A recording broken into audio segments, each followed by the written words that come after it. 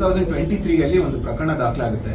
ಈ ಪ್ರಕರಣದ ಸಾರಾಂಶ ಏನು ಅಂತ ಹೇಳಿದ್ರೆ, ಒಂದು ವ್ಯಕ್ತಿ ಬೆಳಗಾವಿ ಸಿಟಿಯಲ್ಲಿ ಕೊಲ್ಲಾಪುರ್ ಸರ್ಕಲ್ ಅಲ್ಲಿ ಬಂದು ಒಂದು ನೀಟ್ ಕೌನ್ಸಿಲಿಂಗ್ ಸೆಂಟರ್ ಅಂತ ಹೇಳಿ ಓಪನ್ ಮಾಡ್ತಾನೆ.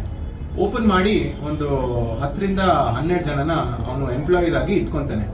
ಅದರಲ್ಲಿ ಒಬ್ಬ ಮ್ಯಾನೇಜರ್ ಇರ್ತಾನೆ, ಮತ್ತೆ ಇನ್ನಿತರರು ಟೆಲಿಕಾಲರ್ಸ್ ಮತ್ತೆ ಎಂಪ್ಲಾಯೀಸ್ ಅಂತ ತಗೊಂತಾರೆ.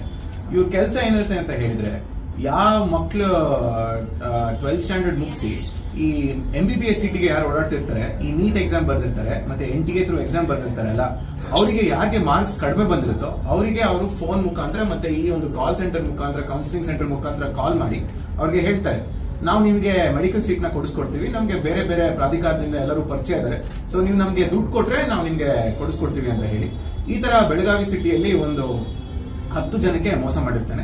ಅದರಲ್ಲಿ ಒಂದು ಪಾರ್ಟಿ ಬಂದು ನಮಗೆ ಕಂಪ್ಲೇಂಟ್ ಕೊಟ್ಟಿರುತ್ತೆ, ಮತ್ತೆ ಇನ್ ಬೇರೆಯವ್ರದ್ದು ನಾವು ಅದರಲ್ಲೇ ತಗೊಂಡಿರ್ತೀವಿ. ಒಟ್ಟು ಅವನು ಫ್ರಾಡ್ ಮಾಡಿರೋದು 1,08,00,000 ಅಷ್ಟು ಅಮೌಂಟ್ ನ ಅವನು ಫ್ರಾಡ್ ಮಾಡಿರ್ತಾನೆ. ಅವನು ಇಲ್ಲೇ ಅಂತ ಅಲ್ಲ, ಅವನು ತೆಲಂಗಾಣಲ್ಲಿ ಕೂಡ ಮಾಡಿರ್ತಾನೆ.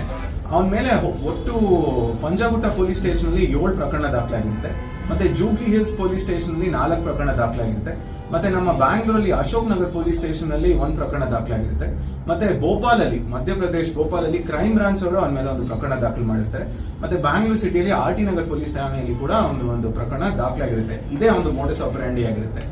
ಮತ್ತೆ ಅವನು ರೀಸೆಂಟ್ಲಿ ನಾವು ಅರೆಸ್ಟ್ ಮಾಡಿದ್ದು ಮುಂಬೈಯಿಂದ ನಾವು ಹಂಗೆ ಅರೆಸ್ಟ್ ಮಾಡ್ತೀವಿ.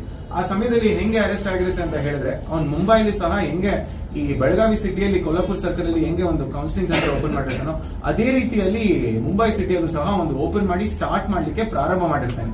ಸ್ಟಾರ್ಟ್ ಮಾಡಿದ ಸಮಯದಲ್ಲಿ ನಮ್ಮ ಟೀಮ್ ಅವನಿಗೆ ಆಲ್ಮೋಸ್ಟ್ ಒಂದು 6 ಮಂತ್ಸ್ ಇಂದ ಹೆಚ್ಚಾಗಿ ಬೇಧಿಸ್ತಾನೆ. ಅವನು ಎಲ್ಲ ತರ ಫೋನ್ ನಂಬರ್ಸ್ ನ ಚೇಂಜ್ ಮಾಡ್ತಾನೆ, ವಾಟ್ಸ್ಆಪ್ ಅಲ್ಲಿ ಮಾತಾಡ್ತಾನೆ, ಮತ್ತೆ ಅವನು ಇನ್ಸ್ಟಾಗ್ರಾಮ್ ಅಲ್ಲಿ ಮಾತಾಡ್ತಾನೆ, ಮತ್ತೆ ಅವನು ಮೊಬೈಲ್ ನಂಬರ್ಸ್ ನ ಕಾನ್ಸ್ಟೆಂಟ್ ಆಗಿ ಚೇಂಜ್ ಮಾಡೋದ್ರಿಂದ ಅವನಿಗೆ ಟ್ರ್ಯಾಕ್ ಮಾಡೋದು ಬಹಳ ಕಷ್ಟ ಆಯ್ತು. ಬಟ್ ನಮ್ಮ ಮಾರ್ಕೆಟ್ ಪೊಲೀಸ್ ಠಾಣೆ ಟೀಮ್ ಮತ್ತೆ ನಮ್ಮ ಟೆಕ್ನಿಕಲ್ ಸೆಲ್ ಕೂಡ ಬಹಳಷ್ಟು ಪ್ರಯತ್ನ ಮಾಡಿ ಅವನಿಗೆ ಟ್ರ್ಯಾಕ್ ಮಾಡಿದೆ.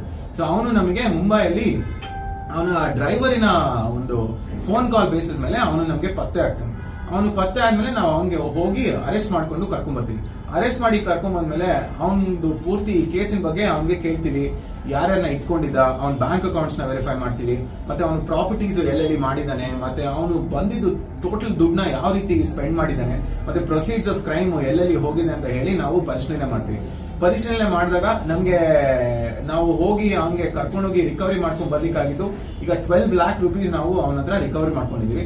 ಮತ್ತೆ ಅವನು ಕೃತ್ಯಕ್ಕೆ ಇಲ್ಲಿ ನಮ್ಮ ಬೆಳಗಾವಿ ಸಿಟಿಯಲ್ಲಿ ಬಳಸಿರೋ 15 ಕಂಪ್ಯೂಟರ್ಸ್ ನ ಕೂಡ ನಾವು ಜಪ್ತಿ ಮಾಡ್ಕೊಂಡಿದೀವಿ. ಮತ್ತೆ ಇದನ್ನು ಕೂಡ ನಾವು ಪರಿಶೀಲನೆ ಮಾಡ್ತಿದೀವಿ. ಒಂದು ಲ್ಯಾಪ್ಟಾಪ್ ನ ಜಪ್ತಿ ಮಾಡ್ಕೊಂಡಿದೀವಿ, ಮತ್ತೆ ಅವನು 5 ಮೊಬೈಲ್ ಫೋನ್ಸ್ ನ ಸಹ ಜಪ್ತಿ ಮಾಡ್ಕೊಂಡಿದ್ದೀವಿ. ಇವನು ಏನ್ ಮಾಡ್ತಿದ್ದ ಅಂತ ಹೇಳಿದ್ರೆ, ಯಾರ ಮಕ್ಕಳಿಗೆ ಕಡಿಮೆ ಮಾರ್ಕ್ಸ್ ಬಂದಿರುತ್ತೆ, ಸ್ವಲ್ಪ ಜನ ಮಕ್ಕಳಿಗೆ ಮಾರ್ಕ್ಸ್ ಜಾಸ್ತಿ ಬಂದವರಿಗೆ ಆಟೋಮ್ಯಾಟಿಕ್ ಎಲಿಜಿಬಿಲಿಟಿ ಆಗುತ್ತೆ, ಸ್ವಲ್ಪ ಜನಕ್ಕೆ ಗವರ್ಮೆಂಟ್ ಸೀಟ್ ಸಿಗುತ್ತೆ, ಸ್ವಲ್ಪ ಜನಕ್ಕೆ ಬೇರೆ ಕ್ಯಾಟಗರೀಸ್ ಅಲ್ಲಿ ಸೀಟ್ ಸಿಗುತ್ತೆ. ಯಾರಿಗೆ ಬಹಳ ಕಡಿಮೆ ಸೀಟ್ ಬಂದಿರುತ್ತೆ ಅವ್ರಿಗೆ ಕಾಲ್ ಮಾಡ್ತಿದ್ದ, ಟೆಲಿಕಾಲರ್ ಮೂಲಕ ಕಾಲ್ ಮಾಡ್ಬಿಟ್ಟು ಅವನು ಎಂಪ್ಲಾಯ್ ಮಾಡ್ಕೊಂತಿದ್ದ ಒಂದಷ್ಟು ಜನ ಯುವಕರು ಕಾಲ್ ಮಾಡ್ಬಿಟ್ಟು ಪ್ರಾಮಿಸ್ ಮಾಡ್ತಿದ್ರು ಮಕ್ಕಳಿಗೆ, ಈ ತರ ನಾವು ನಿಮ್ಗೆ ಸೀಟ್ ಕೊಡಿಸ್ಕೊಡ್ತೀವಿ. ಅವನು ಕೌನ್ಸಿಲಿಂಗ್ ಅವ್ನು ಹೇಳೋದು ಅವನು ಫೀಸ್ ಬಂದು 2 lakh rupees, ಇನ್ನು ಮಿಕ್ಕಿದೊಂದು 8 to 10 lakh rupees ಅವ್ನು ಇಸ್ಕೊಂಡು ನಾವು ಬೇರೆಯವ್ರ ಕೊಡ್ಬೇಕು ಅಂತ ಹೇಳಿ ಅವ್ರಿಗೆ ನಂಬಿಸಿ ಮೋಸ ಮಾಡ್ತಿದ್ದ. ಯಾರು ಗಲ್ಲಿಬಲ್ ಇರ್ತಿದ್ರು ಮಕ್ಕಳು ಮತ್ತೆ ಅವ್ರ ಪೇರೆಂಟ್ಸ್ ಗೆ ಅವ್ರು ತಂದು ಹಣ ಕೊಡ್ತಿದ್ರು, ಆ ಬೇಸಿಸ್ ಮೇಲೆ ಇವನು ಅವ್ರಿಗೆ ಫ್ರಾಡ್ ಮಾಡ್ಬಿಟ್ಟು ಒಂದಷ್ಟು ಫ್ರಾಡ್ ಆದ್ಮೇಲೆ ಅವನು ಸಿಟಿನ ಬಿಟ್ಬಿಡ್ತಾ ಇದ್ದ. ಅವನು ಬಾಡಿಗೆ ತಗೊಳ್ಲಿಕ್ಕೆ ಕೊಟ್ಟಿದ್ದಂತ ಆಧಾರ್ ಕಾರ್ಡ್, ಮತ್ತೆ ಅವನು ಬ್ಯಾಂಕ್ ಅಕೌಂಟ್ ಡೀಟೇಲ್ಸ್, ಮತ್ತೆ ಅವನು ಪ್ರೂಫ್ ಆಫ್ ಅಡ್ರೆಸ್ ಎಲ್ಲ ಫೇಕ್ ಇತ್ತು ನಾವು ಚೆಕ್ ಮಾಡಿದಾಗ. ಸೊ ಯಾವ್ದು ಅವನ್ ಡೀಟೇಲ್ಸ್ ಕೊಟ್ಟಿದ್ದು ಯಾವ್ದು ಒರಿಜಿನಲ್ ಇದ್ದಿಲ್ಲ. ಸೊ ಆ ಬಾಡಿಗೆ ಕೊಟ್ಟರು ಸಹ ಅವನಿಗೆ ಫೇಕ್ ಡಾಕ್ಯುಮೆಂಟ್ಸ್ ಮೇಲೆ ಬಾಡಿಗೆ ಕೊಟ್ಟಿದ್ರು. ಇವನು ಮೂಲತಃ ಬಂದು ಹೈದರಾಬಾದಿನ ನಿವಾಸಿಯಾಗಿರ್ತಾನೆ. ಇವನ ಹೆಸರು ಬಂದು ಅರಗೊಂಡ್ ಅರವಿಂದ್ ಅಂತ ಹೇಳಿ, ಅಲಿಯಾಸ್ ಅರವಿಂದ್ ಕುಮಾರ್ ಅಂತ ಹೇಳಿ. ಬಟ್ ಅವನು ಮುಂಬೈಲಿ ಆಪರೇಟ್ ಮಾಡಿದಾಗ ಅವನ ಹೆಸರು ಬೇರೆ ಮಾಡ್ಕೊಂಡಿದ್ದ. ಸೊ ಅವನು ಸೆವೆರಲ್ ಐಡೆಂಟಿಟೀಸ್ ನ ಪ್ರೊಸೆಸ್ ಮಾಡ್ತಿದ್ದ, ಮತ್ತೆ ಸೆವೆರಲ್ ಅಲಿಯಾಸಸ್ ಕೂಡ ಅವನಿಗೆ ಇತ್ತು. ಮತ್ತೆ is a very intelligent criminal, is an educated criminal. ಅವನು MBA ಕೂಡ ಮಾಡಿದ್ದಾನೆ. MBA ಕೂಡ ಮಾಡಿ ಅದರಲ್ಲಿ ಕೂಡ ಅವನು ಐ ಥಿಂಕ್ ಡಿಸ್ಟಿಂಕ್ಷನ್ ಪಡ್ಕೊಂಡು ಆನಂತ ಇಂಥ ಒಂದು ಕೆಲಸಕ್ಕೆ ಅವನು ಕೈ ಹಾಕಿರ್ತಾನೆ.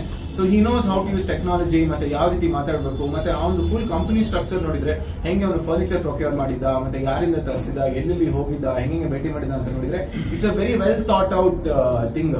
ಹೆಂಗೆ ನೀಟ್ ಸ್ಟೂಡೆಂಟ್ಸ್ ಟಾರ್ಗೆಟ್ ಸರ್. ಅವನು ಇಲ್ಲಿ ಮಾಡ್ತಿದ್ದು ಬರೀ ನೀಟ್ ಸ್ಟೂಡೆಂಟ್ ಮಾತ್ರ. ಅವನು ಈ ಆನ್ಲೈನ್ ಅಲ್ಲಿ ಡೇಟಾ ಅವನಿಗೆ ಸಿಗ್ತಾ ಇತ್ತು, ಯಾರ್ಯಾರು